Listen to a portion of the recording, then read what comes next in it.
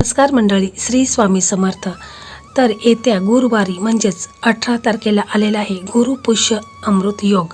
तर या योगाच्या दिवशी मुलांच्या लग्नात जो काही विलंब होत आहे, लग्नात काही ना काही प्रॉब्लेम अडचणी ह्या नेहमी येत असतात. तर अशावेळी आपल्याला एकदम साधा सोपा परंतु अत्यंत प्रभावी उपाय करायचा आहे. गुरुवारी 18 तारखेला आपल्याला हा उपाय सकाळी करायचा आहे. फक्त आपल्याला आंब्याची पानं आणायची आहेत. तर ही पानं आणून त्याच्यावर कोणत्या प्रकारची सेवा आपल्याला करायची आहे, तर ही संपूर्ण माहिती जाणून घेण्यासाठी चॅनलवरती नवीन असाल तर चॅनलला सबस्क्राईब करा. व्हिडिओ पाहत असताना व्हिडिओला लाईक करा. त्याचप्रमाणे श्री स्वामी समर्थ अशी कमेंट करा. आंब्याच्या पानांचं थोडक्यात तुम्हाला मी महत्त्व देखील सांगते. तर बघा, पुराणानुसार आंब्याच्या झाडामध्ये आणि त्याच्या पानामध्ये देवी देवतांचा वास असतो. विशेषतः आंब्याच्या पानाच्या अग्रभागात टोकावर भगवान विष्णू असतात, मध्य भागात ब्रह्मदेव आणि मूळ भागात भगवान शिव यांचा वास मानला जातो.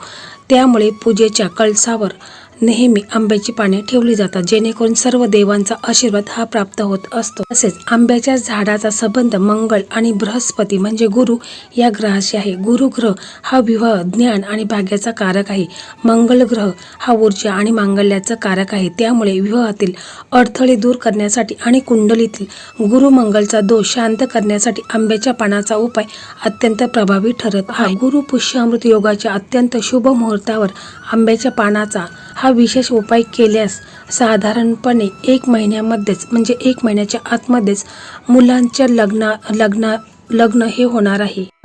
गुरु पुष्य अमृत योगाच्या अत्यंत शुभ मुहूर्तावर आंब्याच्या पानाचा हा विशेष उपाय जर आपण केला तर 21 दिवसांमध्येच मुलांच्या कुंडलीमध्ये लग्नाचे योग निर्माण होतील आणि 1 महिन्यामध्येच मुलांचं लग्न हे ठरणार आहे. गुरु पुष्य अमृत योग हा कोणत्याही नवीन सुरुवातीसाठी किंवा उपायासाठी प्रचंड प्रभावशाली मानला जातो. या दिवशी केलेल्या उपायामुळे कुंडलीतील गुरुग्रह बृहस्पती बलवान होतो, जो प्रामुख्याने विवाहाचा कारक मानला आहे. त्यामुळे या उपायाचा प्रभाव खूप लवकर आणि सकारात्मक रीतीने पडतो. मी पूर्ण श्रद्धा आणि विश्वास ठेवून उपाय करताना मनात कोणताही संशय न ठेवता कुलदैवत किंवा तुमच्या आराध्य देवावर पूर्ण श्रद्धा ठेवून हा उपाय तुम्हाला करायचा आहे. गुरु पुष्य अमृत योगाच्या शुभ मुहूर्तावर सकाळी तुम्हाला हा उपाय करायचा आहे. गुरु पुष्य अमृत योग हा वर्षातून 2-3 वेळाच येतो. हा राजयोग आहे. या दिवशी केलेले उपाय 100 पट फळ देत असतात. आंब्याला हिंदू धर्मात कल्पवृक्ष म्हणतात. आंब्याची पाने मंगलकारी, विवाह यासाठी शुभ मानली जातात. गुरुग्रह ज्ञान, संतती आणि विवाहाचा कारक आहे. गुरुवारी पुष्य नक्षत्रात आंब्याची पाने वापरली की गुरु महाराज लगेच प्रसन्न होतात आणि लग्नामधील जे काही अडथळे आहेत, कुंडलीमध्ये काही दोष आहेत, तर ते दूर होऊन लग्न हे लवकरात लवकर ठरतात. म्हणजे 21 दिवसामध्येच मुलांच्या कुंडलीमध्ये लग्नाचे योग निर्माण होतात आणि 1 महिन्यामध्येच मुलांचं लग्न हे ठरलेलं असेल. या दिवशी म्हणजे गुरु पुष्य अमृत योगाच्या दिवशी तुम्ही सकाळी लवकर उठायचं आहे. जर मुलं हा उपाय करत असेल तर मुलांनी सकाळी लवकर उठायचं आहे, आंघोळ करायचे. आंघोळीच्या पाण्यामध्ये चिमूटभर हळद टाकायचे, थोडंसं इत्र टाकायचं म्हणजे अत्तर टाकायचं आहे. आंघोळ करायचे. आंघोळ करता वेळेस ओम नमो भगवते वासुदेवाय नमः असं तुम्हाला बोलायचं आहे. त्याच्यानंतर तुम्हाला या दिवशी पिवळे कपडे हे घालायचे आहेत आणि हळदीचा टिळा तुम्हाला लावायचा आहे. तसेच बघा, हा जर उपाय मुलाचे आईवडील करत असतील तर आईवडिलांनी देखील सकाळी लवकर उठायचं आहे, आंघोळ करायचे आहे, स्वच्छ कपडे वगैरे घालायचे आहेत आणि त्याच्यानंतर आपला देवघर आहे तिथे बसायचं आहे. तिथे तुम्हाला आपल्या देवघरामध्ये जे आपले इष्टदेव आहेत, कुलदैवत आहेत, श्री स्वामी समर्थ महाराज आहेत, श्री हरी, विष्णू, माता लक्ष्मी, गणपती बाप्पा आहे, तर यांना तुम्हाला प्रार्थना करायची आहे. तिथे तुम्हाला तुपाचा दिवा लावायचा, अगरबत्ती लावायची आहेत. आपल्या देवघरात देवी देवतांची विधिवत तुम्हाला पूजा करायची आहे. तसेच जर अभिषेक करणे शक्य असेल तर अभिषेक देखील तुम्ही करू शकता, कारण हा योग खूप असा प्रभावी आहे. म्हणून या दिवशी तुम्ही या योगावरती जर आपल्या देवघरामधील देवी देवतांची विधिवत पूजा करायची आहे, त्यांना अभिषेक करून घ्यायचा आहे.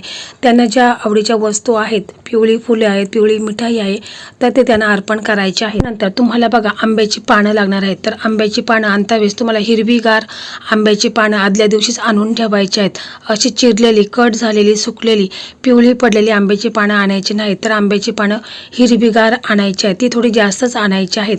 कारण त्याचा आपल्याला 2 उपाय करायचे आहेत. आपल्याला थोडीशी हळद, कुंकू लागणार आहे, केशर लागणार आहे, थोडंसं गंगाजल आणि पिवळा दोरा, बस एवढंच साहित्य आपल्याला लागणार आहे. हा उपाय तुम्ही सकाळी केला तर अतिशय उत्तम आहे. नंतर जी आपण आंब्याची पानं आणलेली आहेत तर ती पानं स्वच्छ तुम्ही गंगाजल टाकायचं आहे, त्याच्याने धुवून घ्यायची आहेत, स्वच्छ पाण्याने धुवून घ्यायचे आहेत आणि मग पुसून वगैरे घ्यायचे आहेत. त्याच्यानंतर आपल्याला थोडीशी हळद घ्यायची आहे आणि मग त्याच्यामध्ये आपल्याला हळदीची थोडीशी पेस्ट बनवायची आहे, त्याच्यामध्ये थोडंसं केशर टाकायचं आहे आणि ही पेस्ट बनवून झाल्यानंतर तुम्हाला आंब्याची जी पानं आहेत तर त्या पानावरती तुम्हाला ओम बृहस्पते नमः, ओम बृहस्पते नमः असं मंत्र तुम्हाला बोलायचं आहे. आणि मग आपल्याला जी आंब्याची पानं आहेत, 5 पानं आहेत, तर त्या पानांवरती आपल्याला जी आपण हळदीची आणि केशरची पेस्ट बनवली आहे तिच्या साह्याने तुम्हाला त्या पानांच्यावरती ओम नमो भगवते वासुदेवाय असं प्रत्येक पानावरती तुम्हाला लिहायचं आहे. एखादी माचीची काडी घ्यायची आहे, तिच्या साह्याने तुम्हाला ते असं लिहून घ्यायचं आहे आणि मग त्याच्यानंतर एक तो लाल कलावा आहे, त्या कलाव्याच्या साह्याने ती पानं आहेत तर ती आपल्याला एकसारखी तोरणसारखी बांधायची आहेत.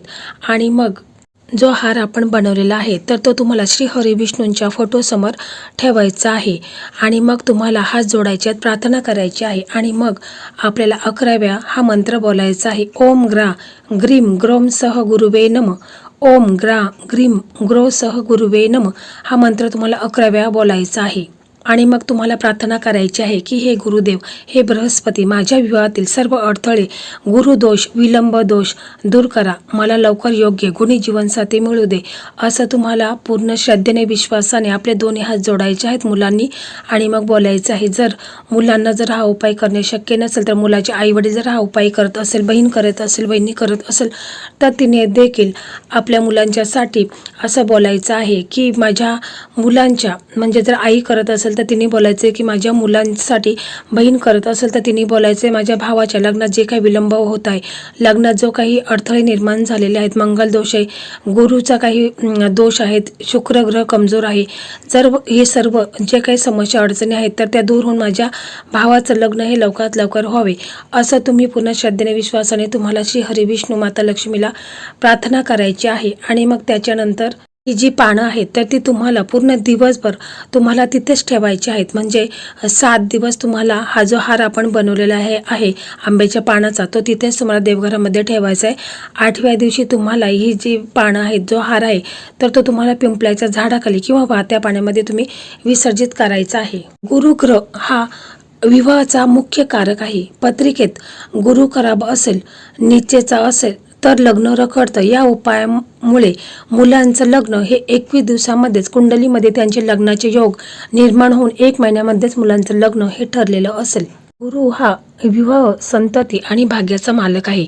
आंब्याची पाने मंगल आणि पवित्र आहेत. गुरु पुष्य अमृत योगावर हे दोन्ही एकत्र आले की गुरु ग्रहाची कृपा डायरेक्ट मिळते, म्हणून हा उपाय रामबाण आहे. त्याच्यानंतर पुन्हा आपण आंब्याची पानं घ्यायची आहेत.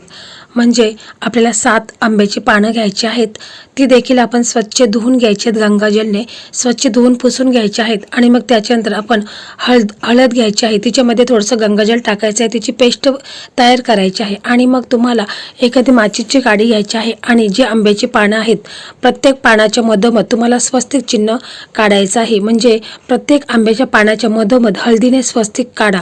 जर शक्य असेल तर ज्याचे लग्न जमत नाही त्यांनी स्वतःच्या हाताने हे करावे. म्हणजे मुलगा किंवा मुलगी जर असेल तर त्यांनी त्यांच्या हाताने जर स्वस्तिक चिन्ह व्यवस्थित आंब्याच्या पानावर काढलं तर अतिशय उत्तम आहे. मग तुम्हाला काय करायचं, जो कलाव्याचा धागा आहे तर त्या कलाव्याच्या धाग्यामध्ये ही पानांची आपल्याला माळ तयार करायची आहे. त्याच्यानंतर ही माळ केल्यानंतर तुम्हाला श्री हरिविष्णू माता लक्ष्मीच्या चरणापाशी किंवा जर फोटो असेल तर फोटोसमोर तुम्हाला देवघरामध्येच ही माळ थोडा वेळ ठेवायची आहे. मग तुम्हाला प्रार्थना करायची आहे. देवासमोर तुम्ही तुपाचा दिवा तर अगोदर लावलेला आहेच, तर मग तुम्हाला बोलायचे माझ्या विवाहातील सर्व अडथळे दूर होऊन लवकर योग्य जीवनसाथी मिळावा, अशी तुम्हाला प्रार्थना करायची आहे. मुलांनी असं बोलायचं आहे. त्याच्यानंतर तुम्हाला मुख्य जो दरवाजा आहे तर पूजा झाल्यानंतर आंब्याच्या पानाची माळ तुमच्या घराच्या मुख्य दरवाज्यावर तुम्हाला तोरण बांधायचं आहे. आंब्याच्या पानांचं मुख्य दरवाज्यावर तोरण लावताना ते बाहेरून येणाऱ्या व्यक्तीला स्पष्ट दिसेल असे लावावे. कधी काढावे तर हे तोरण दारावर राहून द्यायचं आहे. जेव्हा पाने पूर्णपणे सुकतील साधारणपणे काही दिवसांनी, तेव्हा ती काढून एखाद्या झाडाच्या मुळाशी किंवा पवित्र वाहत्या पाण्यात विसर्जित करावी. अडचणी दूर करण्यासाठी गुरुपुष्य योगाच्या दिवशी विवाहातील अडथळे दूर करण्यासाठी भगवान विष्णूंना केळी किंवा पिवळी मिठाई अर्पण करणे आणि ओम नमो भगवते वासुदेवा या मंत्राचा जप करणे अत्यंत फलदायी ठरते. हा उपाय पूर्ण श्रद्धा, सकारात्मकता आणि विश्वासाने केल्यास विवाहाचे योग लवकर जुळून येतात. आंब्याची पाने घरामध्ये सुख, समृद्धी आणि ऐश्वर्य घेऊन येतात.